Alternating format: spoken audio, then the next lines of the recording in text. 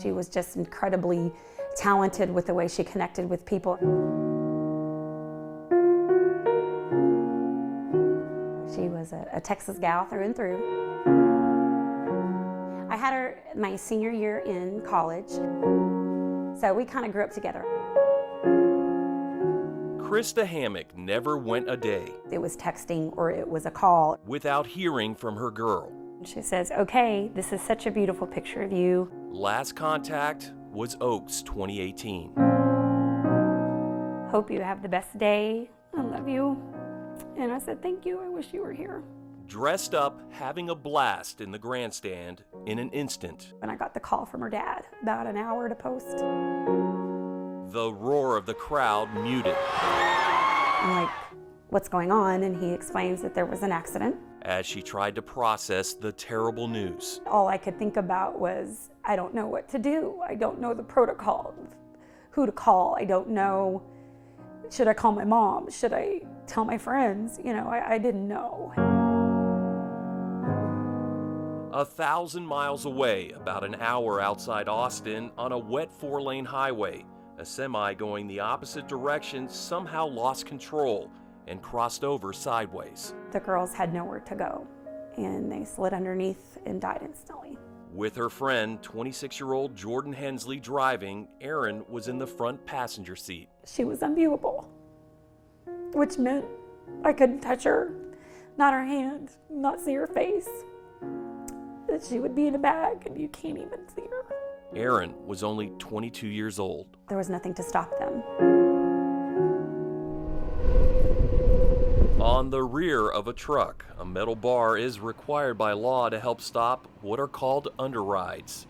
However, the sides are open, as Hammock said, with nothing to stop them. Could she have survived? Why do some people survive crashes and some not? That's the question she will always live with. Yeah. After seeing for herself in March in D.C. I just hope this will help. Crash tests without and violent impacts with side safety skirts, as well as angel wings. The more I found out, the more frustrated I got. Tears quickly dry up when Hammock discusses the roadblocks to Senate Bill 665. There's not been a whole lot of anything but lip service on the cost effectiveness or the undertaking that this would do to these trucks. The bill would require side and front underride guards on all new tractor trailers over 10,000 pounds and retrofit those trucks already on the road within 2 years. The guards are not a new idea. Europe has them, Japan. Why aren't we looking at what they did? But the United States continues to remain in the slow lane with the safety technology. Even though the group Hammock has joined, Stop Underrides, says more than 4,000 have died in underrides over the last 20 years. I always think about when I'm driving next to one, how easy it is to go under. While no one in the trucking industry would go on camera to answer our questions, the Owner-Operator Independent Drivers Association stated in an email that side and front underride guards would be a financial burden on small business truckers, that the guards would make trucking challenging in certain places on the road and at the loading docks. And we're wasting time. And more time may be needed following recommendations in this report from the Government Accountability Office. It says right here, improved data collection, inspections, and research needed. Do you think more research is needed? I think if you're going to make the best quality all the time, you never stop researching. But there's enough proof. The data is there. We have done the test. The engineers approved the test. There are patents out there.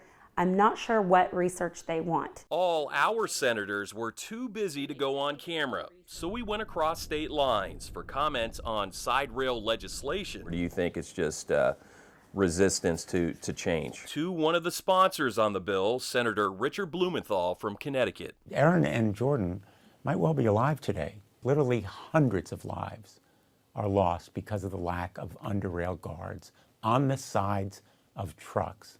They belong there, just as they're on the back now. Senator Blumenthal says he's seen enough to vote for the guards, which range from $1,500 to $3,000. At minimal cost, and the cost is well worth it. Clearly, the cost for Krista Hammock has been unbearable. It has to happen with a mandate. Even more so with every day that passes.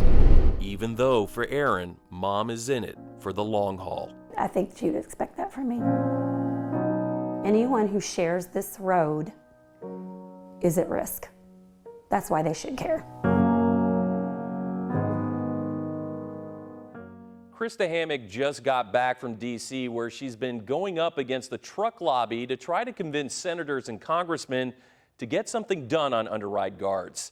Hammock has been in contact with Senator Todd Young's office, which sent us an email stating that the senator from Indiana will continue to work on recommendations in the Government Accountability Office report to address what he calls an important highway safety issue. For Focus, I'm John Charlton.